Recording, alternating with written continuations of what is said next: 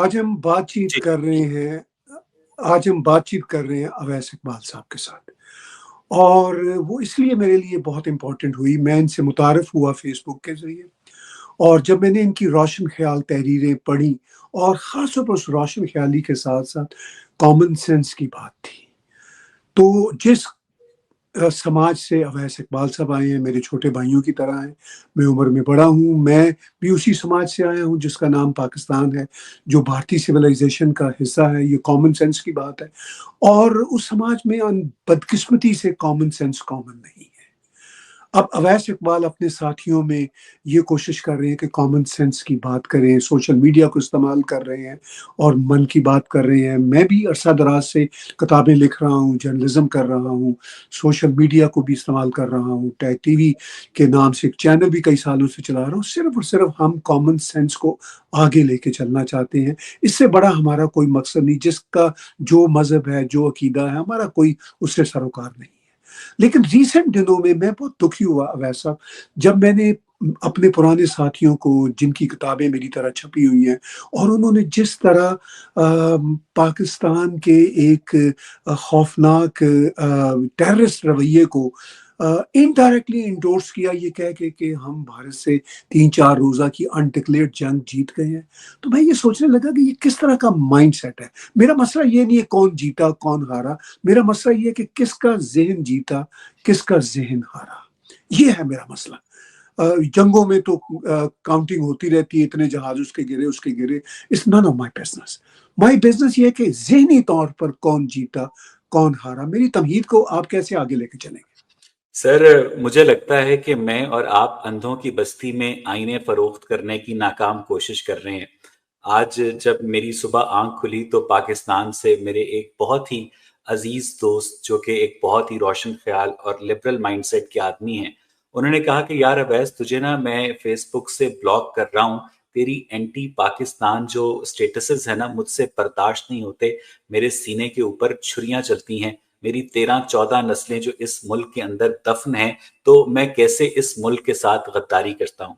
तो ताहिर साहब, आप यकीन करें कि वो दोस्त मुझे बहुत अजीज हैं। और जब आप कोई भी सैनिटी की आवाज़ उठाते हैं तो पहला नुकसान आपको अपने पर्सनल लॉस की सूरत में उठाना पड़ता है कि आपके दोस्त रिश्तेदार जो हैं, जो पॉपुलर बयानिए को कबूल करते हैं, वो आपसे दूर होना शुरू हो जाते हैं। और आपने ये बात बिल्कुल ठीक की कि बहुत ही जो, बल्कि हमारे दोस्त हैं ऑस्ट्रेलिया में ताहा इकराम साहब, उन्होंने बड़ी खूबसूरत बात की कि इस हालिया पाक भारत तनाज़े का कम अज़ कम ये फ़ायदा हुआ है कि उसने बड़े बड़े लिबरल दानश्वरों के अंदर जो छुपा हुआ ज़ैद हामिद था ना, उसको एक्सपोज कर दिया है। तो ये जो वॉर मॉन्गरिंग की सिचुएशन है, ये इस वक्त बहुत अनफॉर्चुनेट है।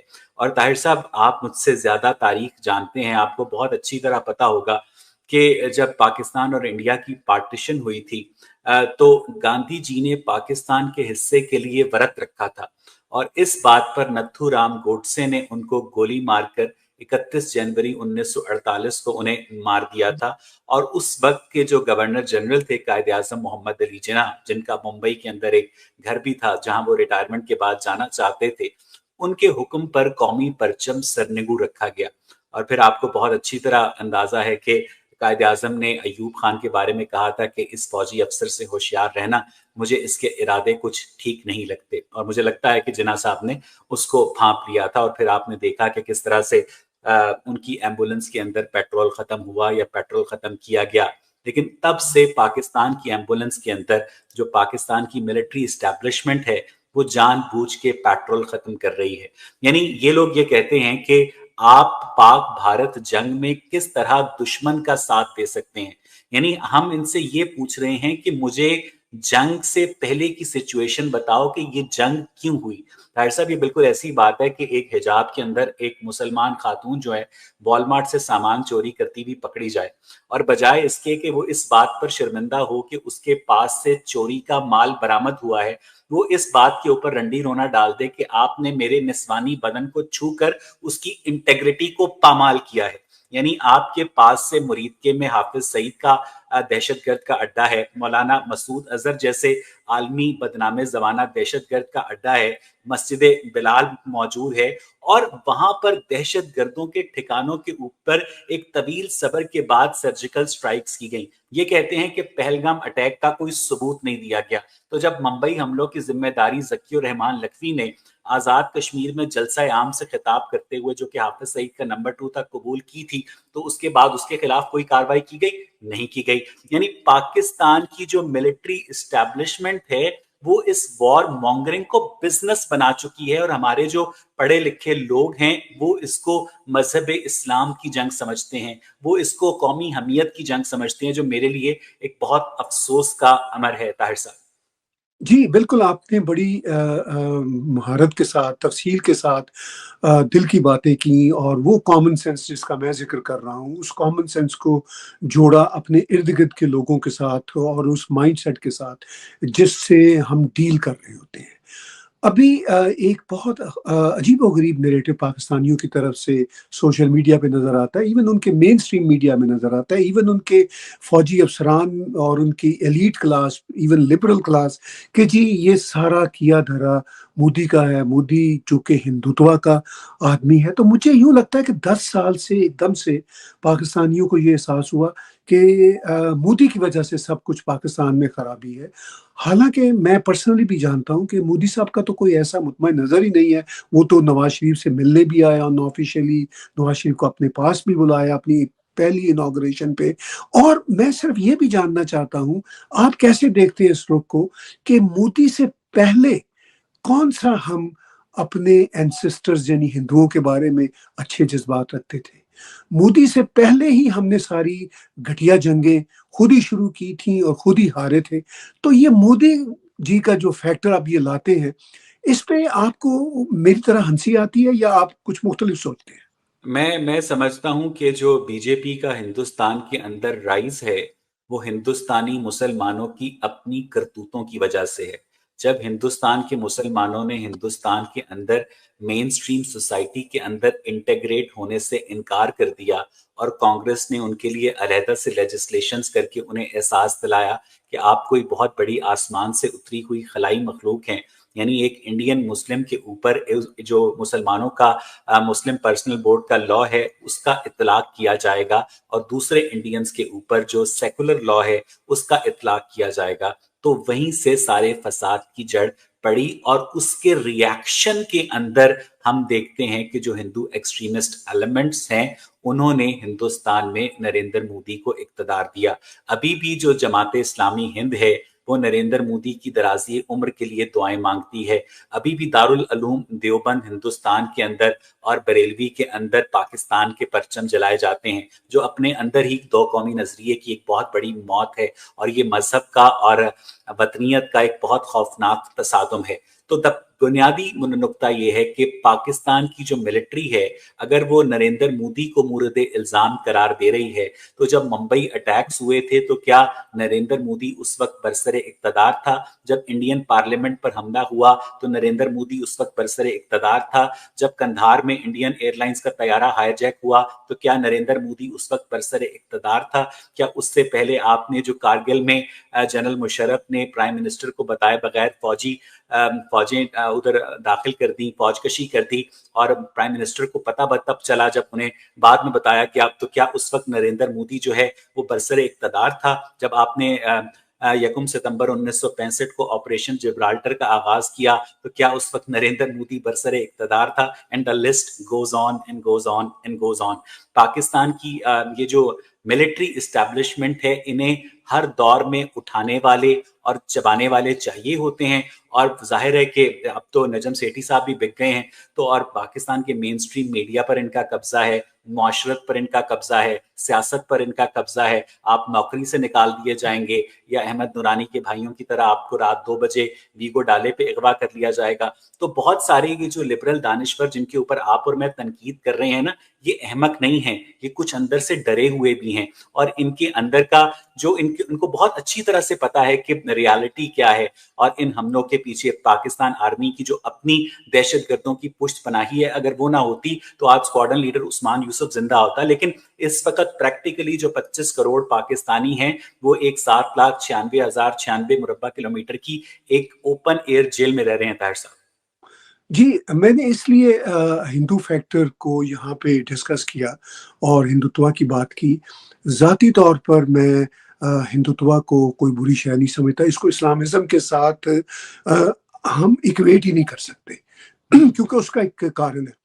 हिंदुत्व बुनियादी तौर पर हिंदू सनातनी सिविलाइजेशन का एक डिफेंड करने का अंदाज है। और जो आपने बात की कि एक्चुअली मुसलमानों के रवैये की वजह से बीजेपी मार्ज़े वजूद में आई या आगे बढ़ी, मैं आपको यकीन दिलाना चाहता हूँ कि प्राइम मिनिस्टर नरेंद्र मोदी से पहले वाजपेयी जी थे इन 2000 अर्ली 2000 से ऑनवर्ड, जिन्होंने मुशर्रफ के साथ बातचीत भी की, वो भी बीजेपी से ताल्लुक़ रखते थे।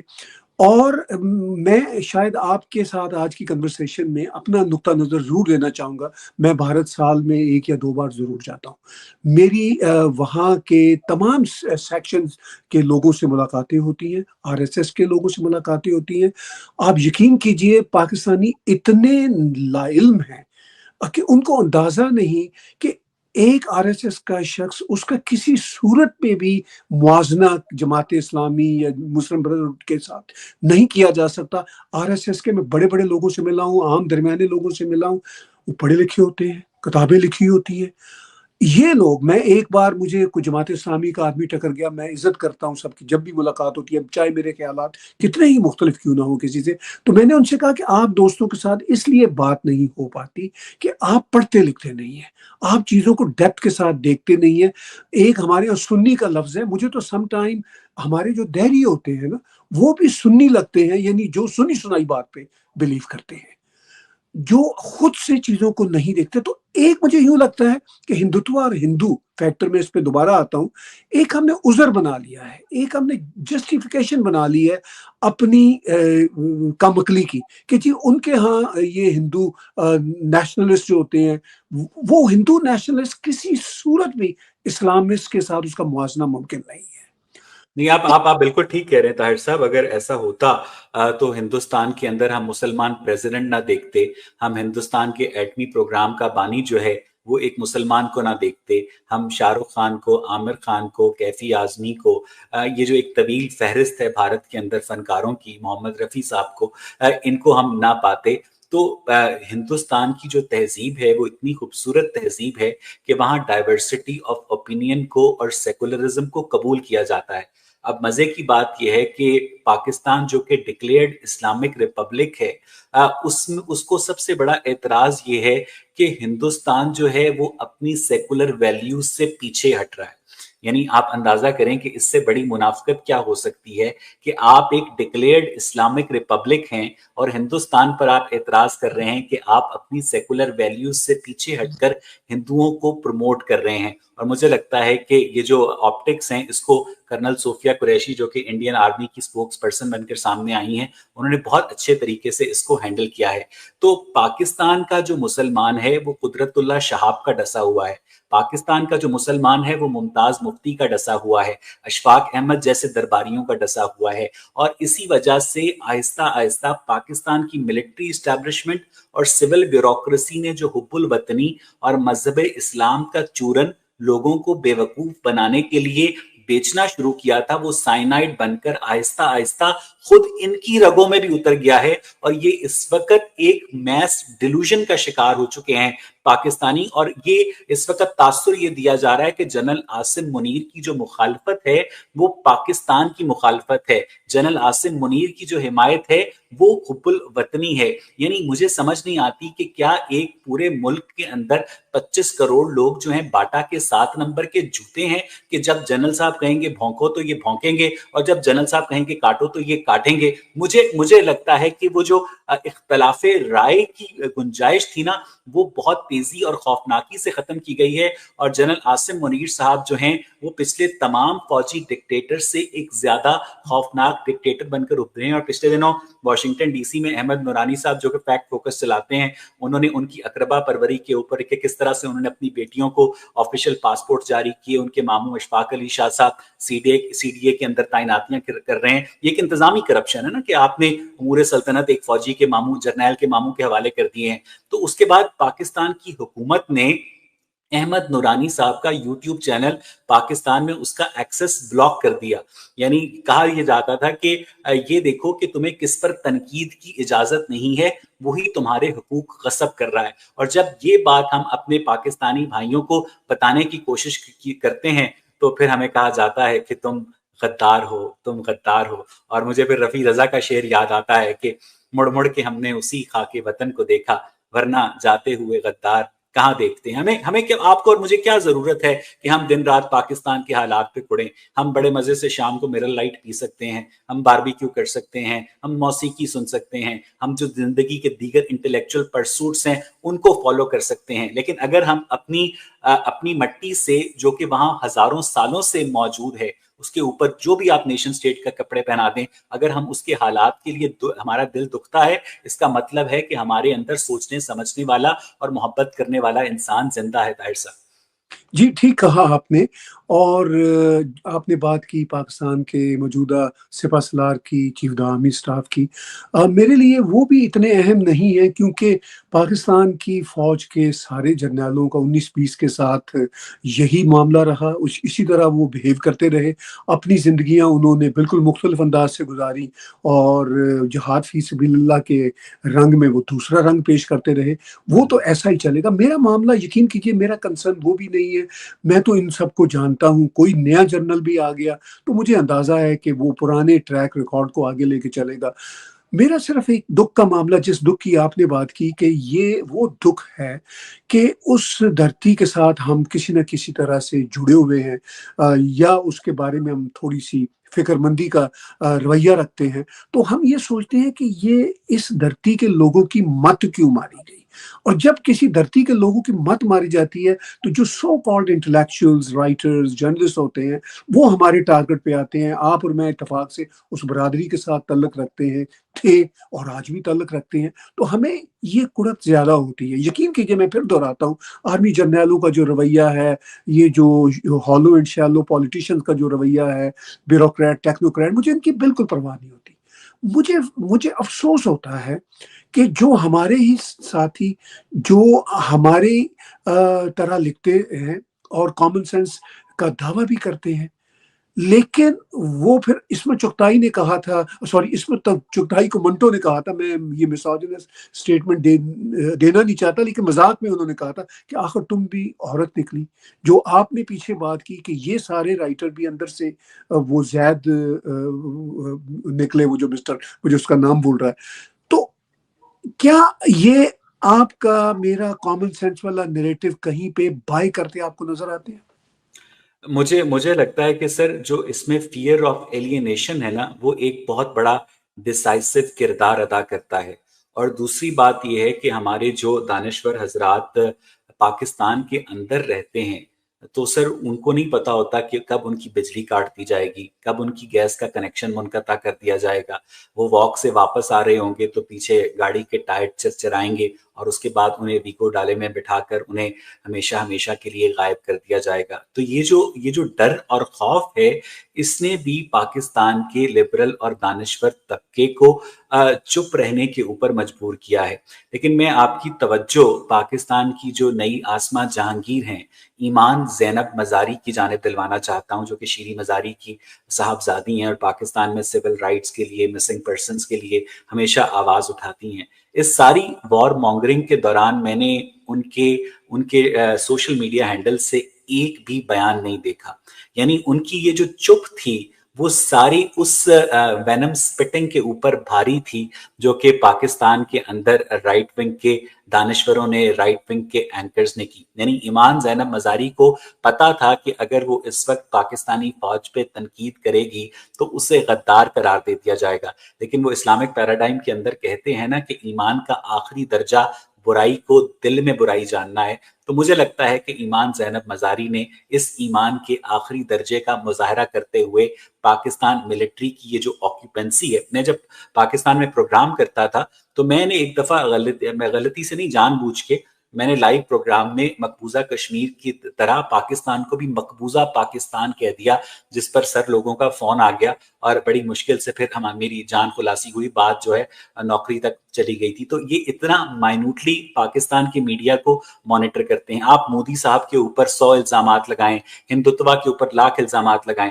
سر ایک بات پر غور کیجئے گا کہ جب ویتنام کے اوپر امریکہ نے 60s میں حملہ کیا اور پھر ارلی 90s میں عراق وار اور اس کے بعد پھر ارلی 2000s میں افغانستان اور عراق وار، تو اس وار ایفرٹ کے خلاف واشنگٹن ڈی سی میں، شکاگو میں، لاس اینجلس میں، یورپین کیپٹلز کے اندر لاکھوں افراد نے مظاہرہ کیا. تو اس وقت تو کسی امریکی کو، کسی صلاح الدین ایوبی نے آ کر نہیں بتایا کہ سپہ سالار کی مخالفت کرنا یا عین جنگ کے دوران جنگ کی مخالفت کرنا غداری کے زمرے میں آتا ہے.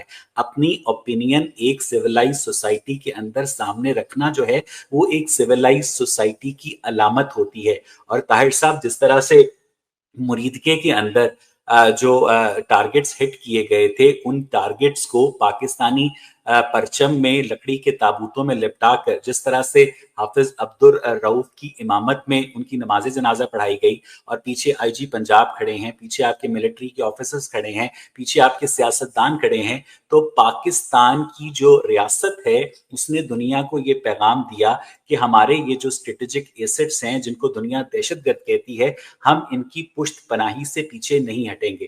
اب as a thought experiment Tahir صاحب، آپ نے بھی ایک عمر گزاری ہے، میں آپ سے ایک سوال پوچھنا چاہتا ہوں کہ پلیز میری اس بات کو کلیریفائی کی. مجھے ابھی تک اس سوال کا واضح جواب نہیں ملا. میری کچھ سسپیشنز ہیں کہ امریکہ پاکستان میں ریمنڈ ڈیوس کو چھڑوا سکتا ہے، امریکہ پاکستان میں پشاور میں ایئر بیس لے سکتا ہے، بڑا بیر کی شمسی ایئر بیس لے سکتا ہے، جیکب آباد ایئر بیس لے سکتا ہے، وہ جو کچھ چاہیں وہ کروانا چاہیں پاکستان کے اندر کروا سکتے ہیں. تو کیا وہ پاکستان کی ملٹری کو یا آئی ایس آئی کو مجبور نہیں کر سکتے کہ وہ مولانا مسعود اظہر کی مسجد سبحان کی پشت پناہی سے پیچھے ہٹ جائیں، یا وہ حافظ سعید کی مسجد القرا کی یا چبرجی لاہور میں مسجد قادسیہ کی پشت پناہی سے پیچھے ہٹ جائیں؟ تو کیا کہیں نہ کہیں عالمی طاقتوں کی بھی مرضی شامل ہے تاکہ انڈیا کی جو ریجنل پاور ہے اس کو ایک چیک دیا جا سکے؟ طاہر صاحب جی، آپ نے بڑا اہم سوال اٹھایا، اور میں جیو پالیٹکس کا طالب علم ہوں اور کچھ تھنک ٹینک کے ساتھ کام بھی کرتا ہوں، تو مجھے ان چیزوں کا کچھ اندازہ ہے. وہ اندازہ یہ ہے کہ امریکہ کو پاکستان جیسے ملکوں کے آمروں سے یا وہاں کی جو اتھارٹیز ہوتی ہیں ان سے ہمیشہ کچھ نہ کچھ کام کروانے ہوتے ہیں. جی تو وہ اس کام کروانے کے چکر میں وہ ان کو لیوریج دیتے ہیں جس سے امریکہ کو کوئی پرابلم نہ ہو. مثال کے طور پر اگر حافظ سعید پہ، حالانکہ امریکہ نے خود باؤنٹی رکھی ہوئی ہے، لیکن جرنیلوں نے یقینی طور پر امریکہ کو شورٹی دی ہوگی کہ جناب یہ آپ کے کسی نقصان کے لیے موجود نہیں ہے، آپ اس کی چنتا نہ کیجیے، ہم آپ کو یقین دہانی کرواتے ہیں. اسی لیے حافظ سعید یا مولانا اظہر مسعود وغیرہ سے امریکہ کو براہ راست کوئی بڑا نقصان نہیں ہوا سوائے ڈینیل پرل کے قتل کے. وہ ایک واقعہ تھا جن میں یہ لوگ انڈائریکٹلی انوالو تھے، مگر جو ایک مین اس کا کردار تھا وہ تو ایک برطانوی پاکستانی جہادی تھا جس کا میں نے ذکر اپنے ناول الپاکستان میں کیا ہوا ہے. تو اب سچویشن یہ کہ یہ جو جیو پالیٹکس کے یہ جو کھیل ہے یہ بہت ڈرتی ہیں. آج ہی آپ نے دیکھا کہ پریزیڈنٹ ٹرمپ نے سعودی عرب میں بیٹھ کے سیریا کے اوپر سینکشنز کس طرح لفٹ کی ہیں، اور جبکہ سیریا اس وقت القاعدہ کے جتنے سابقہ لیڈرز ہیں ان کی گرفت میں ہے. جس طرح ان کو اقتدار میں امریکنز، نیٹو اور ٹرکی یہ لائے، وہ کھیل ہم سب نے دیکھا. یہ سارا چلتا رہتا ہے. اس کے باوجود میں ریڈیکل لیفٹس کی طرح امریکہ کے خلاف بھی کبھی نہیں ہوا. میں امریکہ ہر مہینے آتا ہوں، مجھے ایز اے کینیڈین میرے مجھ گھر سے سے بھی ملیے گا اس دفعہ تو جی 45 منٹ کی ڈرائیو پہ ہے میرے گھر سے نیاگرا فال. تو مطلب میرے لیے امریکہ میرا گھر ہے. Pakistani citizenship by the way میں نے 2000 میں ریووک خود ہی کی تھی. میں نے کہا تھا میرا کوئی تعلق نہیں ہے، میں صرف اور صرف کینیڈین رہنا اور مرنا چاہتا ہوں. خیر، تو یہ جو آپ نے ایک بنیادی سوال پوچھا، میں اس کا جتنا جواب دے سکتا تھا وہ یہ ہے کہ یہ آپ بھی سمجھتے ہیں یہ جیو پالیٹکس کی کمپلشنز ہیں اور دیشوں کے اپنے اپنے انٹرسٹ ہوتے ہیں. امریکہ جیسی سپر پاور کو یہ دیکھنا ہوتا ہے کہ یہ چھوٹے سے مسئلے کو ہم کیسے اگنور کریں جس کا ہمارے اوپر کوئی پرابلم نہیں ہے. ہاں، اسامہ بن لادن کی جو بات تھی وہ انہوں نے پاکستانیوں کو بتائے بغیر یا بتا دیا ہوگا، وہ نہیں ہمیں بتاتے، بلکہ وہ انہوں نے آپریشن کر کے مار دیا، جو ان کے لیے سب سے بڑا پولیٹیکل پرابلم تھا. دیکھیے اسامہ بن لادن امریکنز کے لیے ایک پولیٹیکل پرابلم بن گیا تھا 9/11 کے بعد کہ بھئی اب امریکن جو بھی لیڈرشپ آئے کیسے منہ دکھائے امریکیوں کو کہ دنیا کی سب سے خوفناک ٹیررزم کا جو one of the master mind تھا وہ زندہ تھا اور وہ پاکستان میں پکڑا گیا. 9/11 کی میں آپ کو کہتا ہوں کہ جو پلاننگ ہے وہ پاکستان افغانستان میں ہوئی اور اس وقت افغانستان پاکستان کے کنٹرول میں تھا. تو اس میں بھی کوئی اچنبے والی بات نہیں. امریکنز بھی اس معاملے کو سمجھتے ہیں، لیکن امریکنز کو بڑے کام کرنے ہوتے ہیں، وہ چیزوں کو یاد بھی رکھتے ہیں اور بھول بھی جاتے ہیں. یہ میں نے اپنے تھنک ٹینک کے حوالے سے کئی دفعہ بڑی بڑی رپورٹس میں سر دیکھا. آپ نے بالکل میرے ہی جو خدشات تھے ان کو آپ نے تقویت دی ہے، اور مجھے لگتا تھا کہ ایسا ہی ہے، ورنہ عالمی آشیرواد کے بغیر جو ہے پاکستانی جرنیلوں کے لیے یہ ممکن نہیں ہے کہ وہ اس طرح کے دہشت گردوں کو سپورٹ کریں. سر ایسے میں یہ جو ترکی کا کردار ہے کہ ہم عالم اسلام کے رکن ہونے کی حیثیت سے پاکستان کے ساتھ کھڑے ہیں، آذربائیجان والے ہاتھ ہلا رہے ہیں، چائنا جو ہے وہ ہاتھ ہلا رہا ہے، ملیشیا جو ہے ہاتھ ہلا رہا ہے، حالانکہ چائنا خود ایتھیسٹ ہے، اور چائنیز جو ویپنری ہے وہ اس وقت غزوہ ہند کا وہ بنی ہوئی ہے، سارا اس کا ایمونیشن بنی ہوئی ہے.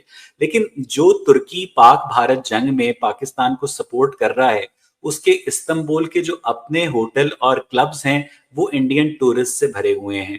جو آذربائیجان پاک انڈیا جنگ میں پاکستان کو سپورٹ کر رہا ہے، تو باکو کے اندر جو ہوٹل اور کلبز ہیں وہ انڈین ٹورسٹ سے اور ان کی مارکیٹس انڈین بزنس مین سے بھری ہوئی ہیں. چائنا کی ٹریڈ ریلیشنز نہ صرف انڈیا سے ہیں بلکہ اسرائیل سے بھی ہیں، جس کے خلاف آپ نے اپنے پاسپورٹ کے اوپر لکھ کے رکھا ہوا ہے. تو یہ ان سارے ملکوں کی مجھے سمجھ نہیں آتی کہ یہ پاک بھارت تنازع میں پاکستان کا ساتھ تو دیتے ہیں، لیکن بھارت کے ساتھ جو اپنے تئیں معاملات ہوتے ہیں ان کو پوری طرح سے برقرار رکھتے ہیں. تو کیا پاکستان کے لوگ بے وقوف ہے طاہر صاحب؟ انہیں یہ جو فیکٹس سامنے کے فیکٹس ہیں نظر نہیں آتے؟ دیکھیے پاکستانی جو جنتا ہے، جو عام جنتا ہے بچے، وہ تو کسی کھاتے میں نہیں ہے، وہ تو مطلب ان کے پاس کسی قسم کی کریٹیکل تھنکنگ نہیں ہوتی. ابھی ہم پیچھے بات کر رہے تھے کہ پاکستان کی ایون جو لبرل ایلیٹ انٹلیکچوئلز ہیں، آپ نے کچھ نام بھی لیے، وہ خاموش ہے. میں ان کی خاموشی کی وجہ سمجھ سکتا ہوں. اگر وہ خاموش رہے نا تو بہت جی اچھا ہاں، ہے، لیکن جی وہ ہاں، بولتے ہیں. جب وہ جی ہاں، بولتے ہیں تو کھلتے ہیں. اچھا تو لیکن زیادہ میرا مزاح کا خیز لگتے ہیں. لیکن میرا پرابلم وہ نہیں ہے.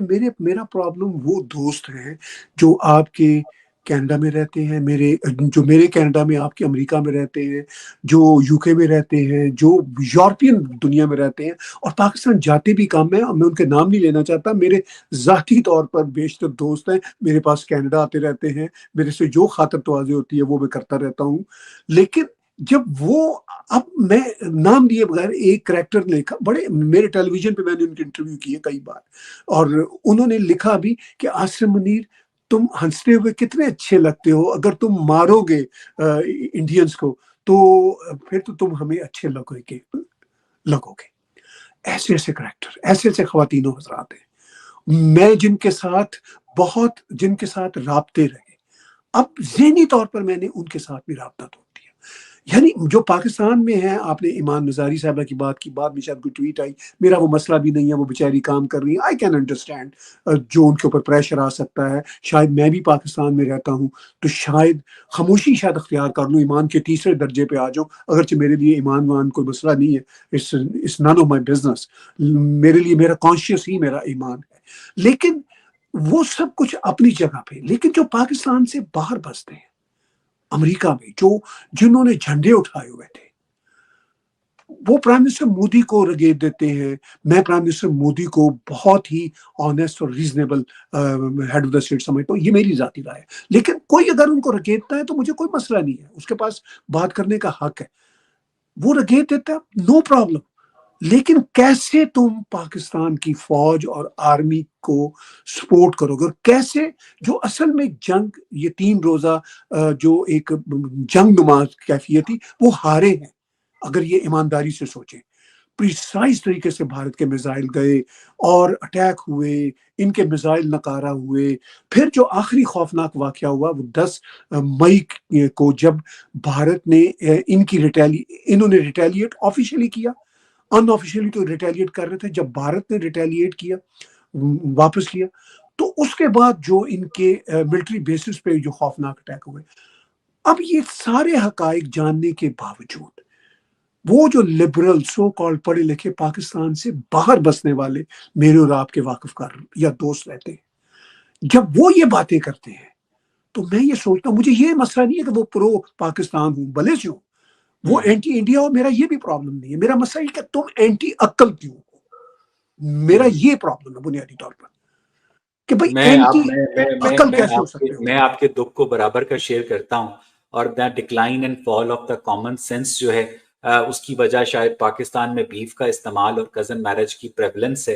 लेकिन एट द लार्ज इस वक्त जो पाकिस्तान की सोसाइटी है, आप गौर कीजिए, वो छोटी छोटी बातों पे गौर नहीं करती कि जब तक lieutenant general Asim Munir lieutenant general थे, वो लेफ्टिनेंट जनरल आसिम मुनीर थे। लेकिन जैसे ही वो आर्मी चीफ बनते हैं तो वो जनरल सैयद हाफिज आसिम मुनीर बन जाते हैं। वो एक रिलीजियस टच दे दिया जाता है। फिर पाकिस्तान की जो मिलिट्री है वो जब तालिबान के साथ लड़ना शुरू करती है तो उनको खवारिज का नाम दे दिया जाता है। और खवारिज आपको पता है कि हजरत अली को अपोज करने वाले लोग थे और उन्होंने हजरत अली को मारा भी था। तो उसके बाद उन्होंने अपने आप को हजरत अली के मुमासिल और अपने मुखालिफों को खवारिज के मुमासिल करार दे दिया। और जब ये हाल ही में इन्होंने ऑपरेशन सिंदूर के जवाब में ऑपरेशन बुनियानुल मरसूस लॉन्च किया तो उसको भी कुरान के अंदर से निकाला और उसको भी एक रिलीजियस टच दिया कि ये कुफ्र इस्लाम की जंग है। हालांकि ये 2 नेशन स्टेट्स के इलाकाई मफादात के दरमियान तसादुम था। तो पाकिस्तान के मुसलमान जो हैं वो कामरान मसीह को चैरिश तो करते हैं, लेकिन जब मैं न्यूज पढ़ा करता था तो किसी गैर मुस्लिम पाकिस्तानी फौजी को शहीद करने की इजाजत नहीं थी और न्यूज रूम से आवाज आती थी कि इसको फौरन जाम बहक किया जाए, ये शहीद नहीं हो सकता है। तो पाकिस्तान के जो मुसलमान हैं वो इंडियन मुसलमानों के बारे में क्या राय रखते हैं? उनके ख्याल में जिन इंडियन मुसलमानों के साथ वो बरसरे पैकार हैं, उनकी गज़वा हिंद में जो उनकी औरतों को भी ये लोग लौंडी बनाना चाहते हैं। हालांकि मौलाना मुददी ने अपनी तफहीमुल कुरान की 6ठी जिल्द के अंदर बाकायदा हिंदुस्तान से फतह की सूरत में लौंडियों की तकसीम का तफसीली तरीका कार वजह किया है। ये इतने बेशरम लोग हैं ताहिर साहब, यानी ये इनको इस बात का अंदाजा नहीं है कि पाकिस्तान मिलिट्री का जो मुआशी मफाद है वो पाकिस्तान के अवाम के मुआशी मफाद के इन्वर्सली प्रोपोर्शनल है। वो क्या कहते हैं ना कि हर साल हिफाजत की बढ़ा देता है कीमत, सालार वो ताजिर है जो डर बेच रहा है। अगर पाकिस्तान और इंडिया के दरमियान ताल्लुकात नॉर्मलाइज हो जाएंगे तो जिगर का ट्रांसप्लांट चेन्नई में करवाने के लिए पाकिस्तानी पेशेंट्स जा सकेंगे, दवाइयां वहां से आ सकेंगी, फार्मास्यूटिकल इंडस्ट्रीज को खाम माल मिल सकेगा। जो ट्रेड है वो पाकिस्तान और इंडिया के अवाम के लिए बहुत बेनिफिशरी है। लेकिन इसका सबसे बड़ा नुकसान किसको होगा? इसका सबसे बड़ा नुकसान पाकिस्तान की मिलिट्री को होगा और वो ये होने नहीं देती। ताहिर साहब, इतनी सादा सी बात है जो पाकिस्तान के लोगों को समझ नहीं आती है। आपने बात की कि पाकिस्तान की मिलिट्री कभी भी पाकिस्तान और भारत के तल्लुकात को बेहतर नहीं होने देगी क्योंकि उनके एग्जिस्टेंस का मसला है। उन्होंने अपनी एग्जिस्टेंस ही इस बात के साथ जोड़ी हुई है। हालांकि वो क्या कहते हैं, घोड़ा घास से दोस्ती करेगा तो खाएगा क्या? हालांकि अगर ये भारत से नफरत ना भी करें तो भी इन सब की नौकरियां चल सकती हैं। ये पाकिस्तान में डेवलपमेंट के काम करें, पुल बनाएं, ब्रिजेस बनाएं, सड़कें बनाएं। ये ऑलरेडी ये सारे इन्होंने फौजी फाउंडेशन बनाई हुई है, सीमेंट की फैक्ट्रियां लगाई हुई हैं। तो इस तरह के बिजनेस और आगे बढ़ा लें और सिक्योरिटी कंपनी अपनी बना लें, इनके कारोबार को कोई फर्क नहीं पड़ेगा। लेकिन बुनियादी तौर पर मैं, यकीन कीजिए, मैं अपने दोस्त शकील चौधरी साहब के साथ भी कई बार डिस्कस कर चुका हूँ, ये जो बहुत बड़ा प्रॉब्लम है وہ پاکستان کی بنیاد کے ساتھ جڑا ہوا ہے، ہندو دشمنی۔ میرے ایک دوست اعجاز قمر راجہ کا شعر ہے، کوئی دریچہ ہوا کے رخ پر نہیں بنایا، میرے بزرگوں نے سوچ کر گھر نہیں بنایا۔ تو بنیادی پرابلم یہ کہ ہم نے سوچ کر گھر نہیں بنایا تھا۔ چلیے، دنیا میں بلنڈرز ہوتے ہیں، میں دنیا بھر کا پھرا ہوا آدمی ہوں، میں نے کئی جگہوں پہ بلنڈرز دیکھے، چیکوسلواکیہ کا ٹوٹنا، یوگوسلاویہ کا ٹوٹنا، یہ سب کچھ میں نے اپنی آنکھوں سے دیکھا ہوا ہے۔ بلنڈر ہوتے ہیں، نئے دیش بنتے ہیں، ناٹ اے بگ ڈیل۔ مسئلہ یہ ہوتا ہے کہ آپ اپنے لمحہ موجود میں، حاضر وقت میں کیسے جی رہے ہیں۔ ٹھیک ہے، اب جو حاضر وقت میں جینے کا جو معاملہ ہے، جو آج آپ کی اور میری کنورسیشن کا بنیادی موضوع ہے، کہ پنجابی میں جیسے کہتے ہیں کہ اے عقل کتھے چڑھ گئی، کہاں عقل چلی گئی، یہ مت کیسے ماری گئی، وہ مت میں اپنا تھیسس آپ کے ساتھ شیئر کرتا ہوں آج آپ کے ساتھ اس کنورسیشن میں۔ ہندو نفرت ہمارے لبرلز میں، ہمارے دہریوں میں، ہمارے مذہبی لوگوں میں، ہر طرح کے لوگوں میں گھسی ہوئی ہے۔ ان کا یہ خیال ہے، اور یہ میں سب کو چیلنج کرتا ہوں، سب سے ایمانداری سے پوچھنا چاہتا ہوں، کیا سب کے دلوں میں یہ نہیں ہے کہ ہندو ایک قابل نفرت ہے؟ پلیت لوگ ہیں، نیچ لوگ ہیں، ان کے خلاف ہر وقت سازشیں کرتے رہتے ہیں۔ اچھا، جو ہمارے لبرلز ہیں نا، جن کا آج ہم ذکر کر رہے ہیں، وہ مجھے کہتے رہتے ہیں اور کہہ رہے ہیں کچھ 40-50 سالوں سے، نہیں نہیں نہیں، ہم تو اسی بات پہ لڑ رہے ہیں کہ پاکستان میں ہندو نفرت کیوں ہے۔ تو پھر میں ان سے یہ پوچھتا ہوں کہ آپ کو ایک ہندو جماعت سے کیوں نفرت ہے، بی جے پی سے؟ حالانکہ وہ ہندو جماعت خود کو کہتی نہیں، ان کے سیکرٹری جنرل میرے دوست ہیں شاہ صاحب، اور میں آپ کو متعدد اگزامپلس دے سکتا ہوں۔ مسلمانوں کی اکثریت وہ بی جے پی کے ساتھ اظہار جسے کہتے ہیں ڈفرینس آف اوپینین رکھ سکتی ہے، لیکن نفرت کا کوئی معاملہ نہیں ہے۔ میں ذاتی ایکسپیرینس کی بنیاد پہ یہ بات کہہ رہا ہوں۔ اچھا، وہ تو بھارت جانے، بھارت کے مسلمان، بھارت کے ہندو، وہ وہاں کی قومیں جانے، پاکستانی سارے کے سارے ڈائریکٹلی یا انڈائریکٹلی ہندوؤں کے خلاف ہیں، اور حالانکہ ہندو ہمارے ہی اینسسٹرز تھے۔ میں اگر اپنے دادا پردادا، نانی پڑنانی کے بارے میں جھوٹ بولوں کہ وہ عرب سے آئے تھے، تو اس کا مطلب یہ ہے کہ میں اپنے بارے جھوٹ بول رہا ہوں۔ میں اویس صاحب آپ کے بارے میں جھوٹ بول دوں تو بات چل جائے گی، میں اپنے بارے میں اپنے ساتھ جھوٹ بولوں گا تو اس سے زیادہ بے وقوف شخص کوئی نہیں ہوگا۔ تو آپ کو یہ میری فیلنگ کئی سالوں سے چلی آ رہی ہے، آپ کو محسوس ہوتا ہے، آپ چونکہ ہماری نئی نسل کے رائٹر جرنلسٹ ہیں، تو آپ کو محسوس ہوتا ہے، آپ نے کیا اپنے دور میں، اپنے ارد گرد جب پاکستان میں تھے، یہ کیفیت دیکھی جو میں نے ساری زندگی دیکھی؟ نہیں، آپ بالکل ٹھیک کہہ رہے ہیں طاہر صاحب، اور پاکستان کے اندر جو ہندوؤں سے نفرت ہے، اس کی ایک بہت بڑی وجہ جو ہے پاکستان کا نصاب تعلیم ہے، جس کو میں خضاب تعلیم کہتا ہوں۔ پاکستان کے اندر جب آپ بچوں کو مطالعہ پاکستان پڑھاتے ہیں، ہسٹری کا تو سبجیکٹ ہی آپ نے ختم کر دیا ہے۔ اس کا مطلب یہ ہے کہ آپ لکھتے ہیں اپنے مطالعہ پاکستان میں کہ پاکستان کی بنیاد تبھی رکھ دی گئی تھی جب پہلا مسلمان جو ہے، یعنی محمد بن قاسم، اس نے سندھ کی دھرتی کے اوپر قدم رکھا تھا، اور پاکستانیوں کو یہ بھی نہیں پتا ہوگا کہ جو لفظ ہند ہے جو وہ سندھ سے نکلا ہے، اور یہ سندھ کا جو لفظ ہے ابھی بھی وندے ماترم کا ایک جزو لا ینفک ہے۔ تو یہ جو پاکستان کا نصاب تعلیم ہے کہ دشمن چانکیا اور اس طرح کے جو نیگیٹو کونوٹیشن استعمال کی جاتی ہے ہندوؤں کو لے کر، وہ پاکستان کے لوگوں کی برین واشنگ کا ایک بہت بڑا ذریعہ ہے۔ اس کے بعد آپ کے سرکاری ٹیلی ویژن پہ جتنے بھی رائٹ ونگ کے دانشور ہیں ان کو پرائم ٹائم دیا جاتا تھا۔ پھر جب میں بڑا ہو رہا تھا تو طارق اسماعیل ساگر صاحب ناول لکھا کرتے تھے، میں ایک جاسوس تھا، اور اس طرح سے بھارت کے خلاف زہر اگلا کرتے تھے۔ نسیم حجازی صاحب بھارت کے خلاف زہر اگلا کرتے تھے۔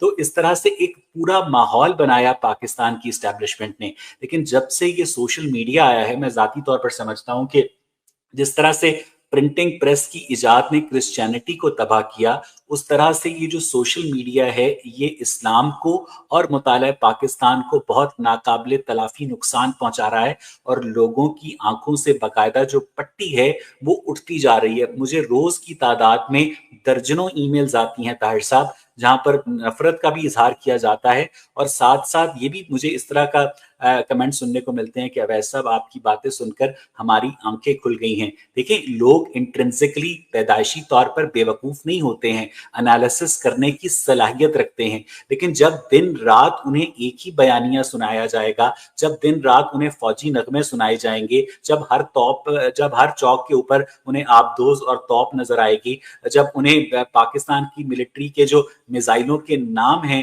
وہ افغان جنگجوؤں کے نام پر نظر آئیں گے، تو پھر آٹومیٹکلی ان کے اندر ہوتا ہے کہ اس معاشرے کے اندر عزت حاصل کرنے کے لیے ملیٹیرلزم کو سپورٹ کرنا ضروری ہے۔ یعنی جب بھی ایک فوجی کی لاش گھر آتی ہے تو آئی ایس پی آر کے مطابق اس کے بوڑھے باپ یا ماں کے اوپر لازم ہے کہ وہ ضبط کا مظاہرہ کرتے ہوئے اپنے گالوں سے ایک اشک کو بھی نہ بہنے دے اور کہے کہ مجھے اپنے بیٹے کے اوپر ناز ہے، اور اگر میرے 10 مزید بیٹے ہوتے تو وہ بھی اس میں دھرتی پر قربان کر دیتا۔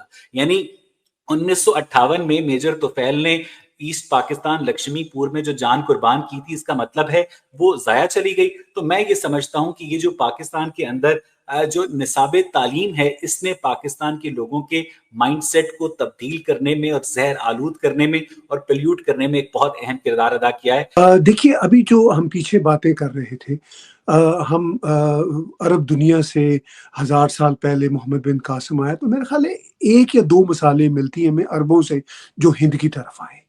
ادروائز زیادہ تر لوگ سینٹرل ایشیا کی طرف سے آئے تھے، جو چنگیز خان، ہلاکو خان، جو کہ مسلم اینسیسٹری کے نہیں تھے، ان کے کنورٹ ہوئے لوگ تھے، جیسے امیر تیمور اور یہ سب لوگ۔ میں ان علاقوں میں رہا ہوں کئی سال اور مجھے تھوڑی سی ان کی ہسٹری کا بھی اندازہ ہے۔ وہ لوگ آئے۔ آج کے آپ دیکھیے عرب دنیا کے حالات، جتنے یہ عرب دنیا کے لیڈر ہیں، یہ پرائم منسٹر نریندر مودی سے گلے ملتے ہیں۔ آن دا ادر ہینڈ جو پاکستانی مسلمان ہیں وہ گلے پڑتے ہیں۔ ذرا فرق دیکھیے۔ ایون میں ریلیجیس آدمی نہیں ہوں، میں تمام ریلیجیس پرسنالٹیز کی، چاہے وہ بابا نانک ہوں، چاہے لارڈ رام ہو، چاہے جیسس ہو، چاہے پرافٹ محمد ہو، میں سب کی ریسپیکٹ کرتا ہوں۔ میں ریلیجیس آدمی نہیں ہوں، ٹھیک ہے، کیونکہ میرا یہ ہوتا ہے کہ ہر ایک کے ماننے والے لاکھوں کروڑوں ہیں، تو بھائی ہمیں کیوں کسی کے ساتھ ڈس ریسپیکٹ ہونا ہے، میرا یہ رویہ ہے۔ اچھا، اب یہ ہے کہ میں یہ مانتے ہوئے ایون پرافٹ محمد کی اپنی لینگویج میں ہے کہ مجھے ہند سے ٹھنڈی ہوا آتی ہے، وہی بات محمد بن سلمان بھی کرتا ہے۔ جب یہ ٹیررسٹ اٹیک پہلگام کا ہوا تو پرائم منسٹر مودی کہاں پہ تھے؟ سعودی عرب میں بیٹھے ہوئے تھے۔ آج اسی سعودی عرب میں امریکہ کے پریزیڈنٹ ٹرمپ موجود تھے، اور کل پریزیڈنٹ ٹرمپ نے واشنگٹن میں ایک پریس کانفرنس میں کہا کہ مجھے اپنے یورپین لوگوں سے بہت گلے ہیں، انہوں نے ہمیں بہت نقصان پہنچایا ہے، مگر یہ ونڈرفل لوگ ہیں، ٹھیک ہے۔ تو میں صرف یہ کہنا چاہتا ہوں، جو آج کا سعودی عرب ہے، یو اے ای ہے یا قطر ہے، ان کے اپنے انٹرنل ایشوز ہیں، کہیں کہیں پہ انہوں نے ماضی میں اسلامزم کو سپورٹ کیا، وہ ان کا اپنا معاملہ، لیکن آج وہ سب ٹرانسفارمیشن کے اور ریفارم کے راستے پر ہے۔ میں ہر سال جاتا رہتا ہوں، میں اپنے کینیڈین تھنک ٹینک کی طرف سے یو اے ای کے لوگوں کے ساتھ ہمارا رابطہ رہتا ہے، کام کرتے ہیں۔ یو اے ای کی کتابوں میں لکھا ہوا ہے کہ مسلم بردرہڈ کے کسی شخص کو ہم یو اے ای میں برداشت نہیں کر سکتے۔ جی، مولانا مودودی کی کتابیں سعودی عرب میں بین ہے سر، ٹھیک ہے نا جی، سعودی عرب۔ اچھا، اب یہ جو پاکستانی مسلمان ہیں، کہیں کہیں کچھ بھارتی مسلمان بھی اور بنگلہ دیشی مسلمان بھی، مجھے حیرت ہوتی ہے کہ ان کا کون سا اسلام ہے۔ جب یہ اسلام کی بات کرتے ہیں تو میں ان سے یہ سوال کرتا ہوں کہ آپ کا تو اسلام سے کوئی لینا دینا نہیں ہے۔ یہ ہم جیسے لوگوں کو کافر کہتے ہیں، کافر کی ڈیفینیشن کیا ہوتی ہے؟ وہ جو اسٹیٹ آف ڈینائل میں رہے۔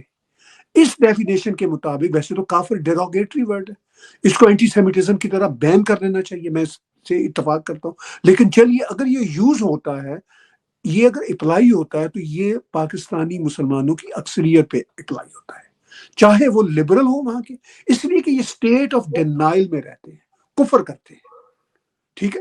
میں انہی کی زبان انہی کے اوپر برت رہا ہوں، میں صرف یہ کر رہا ہوں کہ یہ جو کفر کی ڈیفینیشن ہے، ہمیں ان کے اوپر لگانی چاہیے کہ وہ بلے شاہ نے کہا تھا تینو کافر کافر آخ دے تو آگو آگو آگ. میرے جیسے لوگ تو کہتے ہیں ہاں ہم ہیں، اگر تمہارے کہنے سے ہیں کفر. اگر مجھے کوئی کفر کہے تو کفر کی میرے نزدیک ڈیفینیشن یہ ہے کہ میں اسٹیٹ آف ڈینائل میں ہوں یا ریالٹی کو ایکسیپٹ کرتا ہوں، کائنات کی خوبصورتیوں کو پسند کرتا ہوں. کائنات میرے لیے میرا خدا ہے، میرے لیے کوئی ریلیجیس خدا میرے لیے خدا نہیں ہے. کسی کا ہے تو مجھے اس میں کوئی اعتراض نہیں ہے، سب کو حق ہے اپنی اپنی سوچ رکھنے کا. ٹھیک ہے. لیکن طاہر صاحب اگر آپ سے کوئی مولانا منہ ٹیڑھا کر کے پوچھے کہ پھر طاہر بھیا یہ بتائیے کہ اتنی بڑی کائنات کیا خود سے وجود میں آ گئی، تو آپ کیا جواب دیتے ہیں اسے؟ میں اس کو پہلا جواب تو یہ دوں گا کہ تمہاری وجہ سے یہ وجود میں ہرگز نہیں ہے. پہلے تو تم میک شیور یہ کرو. دوسری بات یہ کہ یہ کائنات ہی خدا ہے. مطلب یہ کائنات ہی، میری ذاتی رائے میں، میری یہ تصوف کی رائے ہے بیسیکلی. ٹھیک ہے. ہاں اچھا، تصوف کی بھی کئی ڈیفینیشن ہے. تصوف میں بھی بعد میں ہم نے اتنا فراڈ دیکھا انفارچونیٹلی. جی ہاں، تصوف میں بھی اتنا فراڈ چلا. میری ذاتی رائے یہ ہے کہ مطلب یہ کائنات کی پرسیپشن سائنس کے ساتھ جڑی ہوئی ہے. جیسے پتھر سے ٹکراتا ہے تو ایک سپارک ہوتا ہے ایک سیکنڈ کے لیے، وہ سپارک پھر ختم ہو جاتا ہے، وہ کہ انرجی میں کنورٹ ہو جاتا ہے. سبلیمیشن آف انرجی جو ہے نا، one form of energy goes to another form of energy. جیسے ہم یہ بٹن دباتے ہیں بجلی آ جاتی ہے، بجلی کے پیچھے سے انرجی کا کچھ اور سورس ہے، اس کے پیچھے کچھ اور سورس ہے. تو میں اس کائنات کی کریشن کو، اپنے خدا کو، چلے سر، آپ کو پتا ہوگا کہ میں عمومی طور پر جو پوڈ کاسٹنگ کرتا ہوں وہ میں ریلیجس ایسپیکٹ سے کرتا ہوں. میں لوگوں سے ایگزسٹنس آف گاڈ پہ بات کرتا ہوں. میں ایک ڈکلیئرڈ ایتھیسٹ ہوں. تو میں آپ کی موجودگی کا فائدہ اٹھاتے ہوئے جو پاک انڈیا معاملات تھے اس کو تو ہم نے ڈسکس کر لیا. آخری 12 منٹ ہے میرے پاس. میں آپ سے جاننا چاہتا ہوں، یعنی میں آپ کا ایک جونیئر ہوں، کہ آپ کا جو دیکھیں، آپ نے بھی میری طرح ایک روایتی مسلمان گھرانے میں ہی آنکھ کھولی ہوگی اگر آپ لاہور میں پیدا ہوئے ہیں. تو آپ کو کب شک ہوا پہلی مرتبہ کہ کہیں نہ کہیں کوئی گڑبڑ ہے اور آپ نے اپنی کویسٹ شروع کیا؟ میرا سوال سمجھ رہے ہیں؟ یعنی کب آپ نے، اور آپ کو شک ہوا کہ یہ جو ہمیں اللہ، رسول اور گاڈ اور کلمہ اور شلمہ یہ سب کچھ بتایا جا رہا ہے، اس میں کہیں نہ کوئی 2+2 4 نہیں ہے. تو اس کویسٹ کے بارے میں تھوڑا سا مجھے بتائیے گا. یہ میری ذاتی دلچسپی کا سوال. اس میں کئی فیکٹرز تھے. ایک سب سے بڑا فیکٹر یہ تھا کہ میں لاہور میں ضرور پیدا ہوا مگر قصور میں میری پرورش ہوئی، اور میرا جو گھر تھا وہ بلے شاہ کے ٹام کے بہت قریب تھا. تو ہم بچوں کو زمانے میں کوئی اور بڑی انٹرٹینمنٹ تو ہوا نہیں کرتی تھی. ٹیلی ویژن بھی محلے میں ایک ہوتا تھا، سب وہ دیکھنے جاتے تھے. میں یہ بات کر رہا ہوں ارلی 70s کی، میری 63 کی پیدائش ہے. ٹھیک ہے. تو اس زمانے میں ہماری سب سے بڑی یہ ہوتی تھی کہ ہم بلے شاہ کے وہ مزار پہ چلے جایا کرتے تھے، اور اس احاطے میں بیٹھ کے ہماری انٹرٹینمنٹ ہوتی تھی دوستوں کی آپس میں. وہ وہاں پہ کچھ فٹ بال کھیلنا، کچھ اس طرح کی جو ایکٹیویٹیز. وہاں پہ قوال آیا کرتے تھے اور وہ بلے شاہ کا کلام گایا کرتے تھے تاکہ کوئی لوگ ان کو 2 روپے 5 روپے دے دیا کریں. وہ بیچارے اپنے روزی روٹی کے لیے ہوتے تھے. میں اس زمانے میں کتابیں نہیں پڑھا کرتا تھا، اسکول کا وہ زمانہ تھا، میری کو دوسری تیسری جماعت کا یہ وقت تھا. تو وہ جو شعر پڑھا کرتے تھے تو راہ چلتے کھیلتے کھیلتے ہم سنا کرتے تھے کہ بلیا میں ایو ہی جانا کچھ نہ جانا. جب یہ بات میں نے پہلی بار سنی، اگر آپ پنجابی سمجھتے ہیں تو آپ کو بات سمجھ آئے گی کہ بلیا میں نے یہی جانا کہ کچھ نہ جانا، بلیا میں ایو ہی جانے اور کچھ نہ جانے. تو مجھے یاد ہے کہ میں سوچ کے غوطے میں پڑ گیا کہ یہ کیا بات ہے کہ آپ یہ جانتے ہیں کہ آپ کچھ نہیں جانتے. ٹھیک ہے. پھر وہ بلے شاہ کو میں نے پڑھا بعد میں، تو انہی قوالوں سے سنتا رہا. اور آپ کو میں یہ آج بات بتاؤں، ان قوالوں میں ایک شخص نصرت فتح علی خان بھی تھے. اس زمانے میں وہ پاپولر نہیں تھے. ٹھیک ہے. وہ آ کے گایا کرتے تھے، مجھے ان کی آواز بہت اچھی لگتی تھی، ان کے گانے کا انداز بہت اچھا لگتا. تو پھر میں بیٹھ جایا کرتا تھا. پھر میں مطلب شاید 10 سال کا ہوں گا، کچھ سمجھ آنی شروع ہوئی. کبھی میرے فادر آ جایا کرتے تھے یا ہم لوگ کزن محلے کے بچے چلے جاتے. تو بہت ارلی ٹین ایج میں مجھے یہ احساس ہوا کہ یہ جو سارا گورکھ دھندا ہے دھرموں کا، یہ اصل میں کاروبار ہے یا لوگوں کی اپنی اپنی سوچ ہے، لیکن بلّہ شاہ میرا پہلا گرو تھا اور آخری گرو ہے۔ ٹھیک ہے، جد گل سمجھ لئی تے رولا کی، اے رام رحیم تے مولا کی۔ تو آپ نے آخری نماز کب پڑھی طاہر صاحب؟ ہاں، یہ میں انٹرسٹنگ بات بتاتا ہوں آپ کو، آخری نہیں میں کہوں گا، آخری نہیں کہوں گا، میں نے ابھی لاسٹ ٹائم جو نماز پڑھی ہے وہ اپنے دوست حمید بشانی کے فینرل پہ پڑھی ہے، ابھی پچھلے 2 ہفتوں کی بات ہے۔ میرا جھگڑا نہیں ہے کسی مذہب سے، ٹھیک ہے، میں مندر جاتا ہوں تو سر ٹیکتا ہوں، میں گردوارے جاتا ہوں تو سر ٹیکتا ہوں، مجھے سیناگوگ میں ایز اے تھنک ٹینک ممبر مجھے کچھ ایشوز پہ بلایا جاتا ہے لیکچر دینے کے لیے، میں ریسپیکٹفلی جاتا ہوں، میں چرچ جاتا ہوں، مجھے آپ جہاں کہیں بلائیں گے میں اس جگہ کی عزت کروں گا۔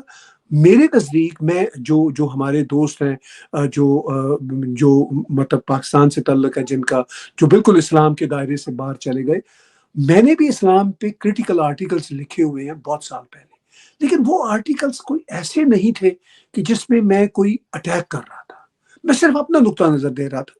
لیکن جب میں نے اسلام کی حقیقت یہ سمجھی کہ یار یہ پاکستانیوں کا اسلام ہی مختلف ہے یا ساؤتھ ایشین کا اسلام ہی مختلف ہے۔ نہیں طاہر صاحب، آپ کو جو بابا بلے شاہ کے مزار پر جو قوالیاں سن کے جو شک ہوا، اس کو آپ نے باقاعدہ اپنے اندر، ظاہر ہے کہ اس کے بعد آپ نے کچھ کتابیں بھی کھنگالی ہوں گی، آپ نے اپنا جی ایک ذاتی جو تلاش کا جستجو کا سفر بھی کیا ہوگا، آپ نے کچھ علماء کرام سے یا اپنے بڑوں سے سوالات بھی کیے ہوں گے، تو کس ایج میں جا کے آپ اس نتیجے پر پہنچے کہ آپ کا مذہب اسلام سے یا کسی بھی آرگنائزڈ ریلیجن سے کوئی بھی ایک سبمشن کا رشتہ باقی نہیں ہے؟ دیکھیے، مجھے اس بات کا احساس رفلی 16-17 سال کی عمر میں ہو گیا تھا۔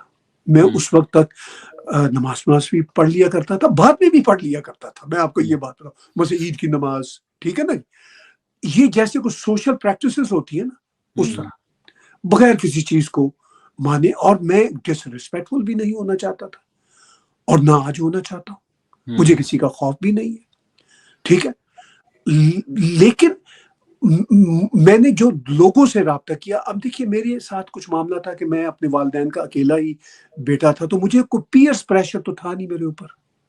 ہاں، جو سوسائٹی کا ایک سوشل پریشر ہوتا ہے وہ تھا۔ میرے فادر ایک لبرل سے آدمی تھے، نماز پڑھنے والے آدمی تھے، باقاعدگی کے ساتھ آدمی تھے، انہوں نے میرے اوپر کچھ امپوز ہی نہیں کیا تھا، شاید یہ ان کی بڑی مہربانی رہی۔ میری والدہ ایک سادہ سی خاتون تھی، انہوں نے مجھے بس کہا کہ بیٹا کبھی نماز پڑھ لیا کرو، تو میں کبھی کبھی پڑھ بھی لیتا تھا، لیکن وہ میرے اوپر کوئی چیک اینڈ بیلنس ہی نہیں تھا۔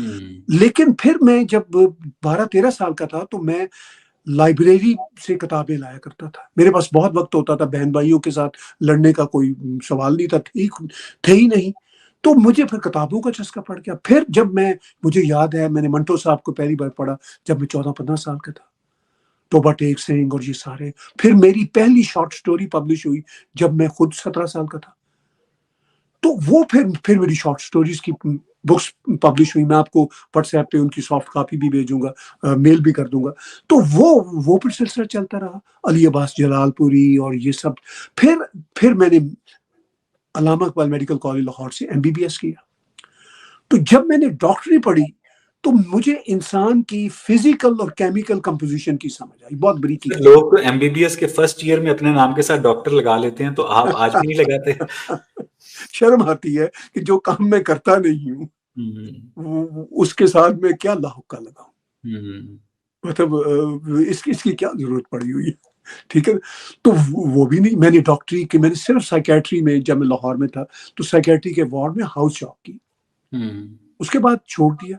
اس کے بعد میں Soviet union free lance journalism کرتا رہا، پھر سوویت یونین میری آنکھوں کے سامنے ٹوٹا، پھر کینیڈا میں اپنی فیملی کے ساتھ 1999 کے شروع میں ہمیشہ کے لیے آ گیا، تب سے میں کبھی پاکستان نہیں گیا، جانے کی تمنا بھی کوئی نہیں، ٹھیک ہے نا، کوئی تمنا نہیں۔ اچھا، یہ جو طاہر صاحب کینیڈا کے اندر اسلامزم کا راج رائز ہے، میری پچھلے دنوں محلیت سرکاری سے بات ہو رہی تھی کہ مسی ساگا اس وقت جو ہے مزری ساگا بن چکا ہے، اور جگہ جگہ آپ کو جو پاکستانی اور انڈین مسلمان ہیں انہوں نے اپنے گیٹوز بنا لیے ہیں، اور جو کینیڈین जिन्होंने इनको पनाह दी, इनको असाइलम दिया, इमिग्रेशन दी, डाइवर्सिटी के नाम पर। तो अब वो जो कोर कैनेडियन वैल्यूज थी वो पस मंजर में चली गई हैं, और बाकायदा कनाडा के अंदर खास तौर पर इस्लामिसिज्म के आइलैंड्स बन रहे हैं। तो आपको लगता है कि ये मुस्तकबिल में कनाडा के लिए एक मसला हो सकते हैं ताहिर साहब? देखिए, बात ये है कि मैं चीज़ों को बहुत सब्जेक्टिवली देखता हूँ। अगरचे मैंने को ऑथर एक बुक की है, टॉम कुइगन मेरे दोस्त हैं यहाँ पे जो मिलिट्री इंटेलिजेंस में एक बड़े ऑफिसर थे, तो उन्होंने रिटायरमेंट जब ली तो मेरे दोस्ती उनके साथ होगी, तो उन्होंने कहा कि Tahir let's write a book. तो उस बुक का नाम था Islamist threat to Canada and USA. वो अमेज़न पे अवेलेबल है। हमें यानी मुझे को ऑथर उस बुक को करने में कई दिक्कतों का भी सामना करना पड़ा, लेकिन मुझे उसकी परवाह नहीं। मैं एंटीसेमिटिज्म के खिलाफ लड़ रहा हूँ। लेकिन अब over the period of time, जब मैं ये स्ट्रगल को 20 सालों से कर रहा हूँ, मैं बाय द वे कनाडा का फेडरल इलेक्शन भी लड़ चुका हूँ और हार चुका हूँ, तो सब चीज़ों में अपना, जिसे कहते हैं ना, कोई ना कोई पार्टिसिपेशन रखा। अब जो सवाल आप कर रहे हैं कि यहाँ पे जो डिफरेंट आइलैंड बने हुए हैं, अब मुझे सब्जेक्टिवली एक एकेडमिक के तौर पर बताना है, वो आइलैंड सिर्फ मुसलमानों के नहीं बने हुए, बहुत सारी एथनिक कम्युनिटीज के बने हुए हैं। अब दूसरी एथनिक कम्युनिटीज के और मुसलमानों के आइलैंड में फर्क ये होता है कि उन एथनिक कम्युनिटीज के आइलैंड में कल्चर की बात हो रही होती है, मुसलमानों के आइलैंड में मजहब की और मजहब से रिलेटेड जो है ना, जो और संगीन इश्यूज है उनकी बात हो रही होती है। मैं बड़े मजे से मुसलमानों के इलाकों में जाता हूँ, जो कि मुझे कोई दिक्कत नहीं होती। मैंने जैसा आपको कहा, मुझे मंदिर जाके माथा टेकने में, मस्जिद जाके माथा टेकने में मुझे कोई दिक्कत नहीं है, ठीक है। वो मेरे लिए रिचुअल्स हैं, मैं वो करने के लिए जाता नहीं हूँ, इंटेंशनली कुछ नहीं करता, लेकिन किसी वजह से मुझे जाना पड़ जाए। लेकिन सर एक स्टेज क्या आप ये देख रहे हैं कि बकिया रिलीजन्स की जानिब से अपने रिलीजन को एक स्टेट लॉ के तौर पर नाफिज करने का या एक लोकल लॉ के तौर पर नाफिज करने का मुतालबा नहीं किया जाता, लेकिन मुसलमानों की जानिब से कभी वो सबवे में नमाज पढ़ना शुरू कर देते हैं, कभी सड़क पे नमाज पढ़ना शुरू कर देते हैं, फिर कहते हैं कि हमें लाउड स्पीकर पर अजान देने की भी इजाज़त दी जाए। यानी ये लोग मुआशरे के बकिया सेगमेंट्स की जो फ्रीडम ऑफ एग्जिस्टेंस है, अपने रेस्टोरेंट्स में अगर ये बियर सर्व नहीं करते हैं तो इसका मतलब ये है कि इन्होंने अपने आप को बकिया सोसाइटी से सिक्लूड कर लिया है और अपनी आइडियोलॉजी को बकिया लोगों के ऊपर इम्पोज करने की ख्वाहिश रखते हैं। लेकिन ये ख्वाहिश मैंने दूसरे रिलीजन्स के लोगों में नहीं देखी है ताहिर साहब। ठीक कहते हैं आप, लेकिन even with in Muslim groups, मैं जैसे यहाँ पे पॉकेट्स बनी हुई हैं टर्किश लोगों की, ईरानी लोगों के अपने अपने वो इलाके बने हुए हैं, या इवन इराकी मुसलमानों के, या इवन मिडिल ईस्टर्न दूसरी कम्युनिटीज के मुसलमानों के, बाय लार्ज मुझे उनके अंदर ये कोई शरिया कम्युनिटी की कोई ख्वाहिश नजर नहीं आती, ना वो ऐसा मुतालबा करते हैं। ठीक है, मैं बॉस्नियन मुसलमानों का एक पॉकेट है, वहां पे कई पाकिस्तानी चले गए, उन्होंने एक मस्जिद खोल ली, तो वो बॉस्नियन मुसलमान लड़कियों ने साथ ही डांस क्लब भी खोला हुआ था। ठीक है, तो इनके लिए बड़ी दिक्कत हो गई। ठीक है, तो ये जो खुदा की मार है बदकिस्मती से, ये हमारे साउथ एशियन मुस्लिम पे जरा ज्यादा है। ठीक है, बाकी जो दूसरे मुसलमान है, मैं कल ही एक जगह पे गया तो सीरियन मुसलमानों का एक इलाका था, तो वहां पे वो हुक्का भी चल रहा था और वाइन भी चल रही थी, मैंने भी एक वाइन पी भी उनके साथ बैठ के, और वो मुझे उन्होंने अस्सलाम वालेकुम कहा, मैंने भी उनको वालेकुम सलाम कहा। और फिर जब बातचीत चली तो एक शख्स मेरे साथ बैठा हुआ था, मेरा ही हमनामी, ताहिर उसका नाम था, तो उसने कहा मैं क्रिश्चियन हूँ, तो मैंने कहा मैं तुम्हारे नाम से तो दिखता है, लगता है तुम मुसलमान हो गए। उसने कहा what the fuck man are you talking about, Tahir is not a Muslim name, it's an Arabic name. अस्सलाम वालेकुम is not a Muslim greeting, is an हेब्रियो it is Arabic greeting. नहीं सर, हेब्रियो ग्रीटिंग है ये, अबरानी जबान में। ये मैंने अली अब्बास जलालपुरी की किताब में पढ़ा था, रिवायात तमद्दुन कदीम में, कि शलूम अलैकुम से ये अस्सलाम वालेकुम जो है अरबी में आया है। तो मुझे ये लगता है ताहिर साहब कि मुझे और आपको कम से कम महीने में एक दफ़ा जो है वो कंटेम्प्रेरी इश्यूज के ऊपर स्ट्रीम ज़रूर करनी चाहिए। एंड मेरे लिए एक बहुत ही ये प्लेजेंट एक्सपीरियंस था कि रिलीजन के ऊपर बात करके, पाक इंडिया रिलेशंस के ऊपर बात करने, और मैं आज की रात बड़े सुकून से सोऊंगा कि मुझे ये लगता है कि जिस तरह मैं सोचता हूँ तो मेरी तरह सोचने वाले और लोग भी हैं, और मुझे जिन अपने दोस्तों की, रिश्तेदारों की नफरत का सामना करना पड़ा है, तो मुझे आप जैसे हीरो की मोहब्बत भी मेरे लिए एक सरमाया है सर। بہت شکریہ، بڑی اچھی کنورسیشن رہی، یہ باتیں نہ ختم ہونے والی ہیں اور ضرور ہم اس بات چیت کو جاری رکھیں گے. بہت بہت شکریہ طاہر صاحب.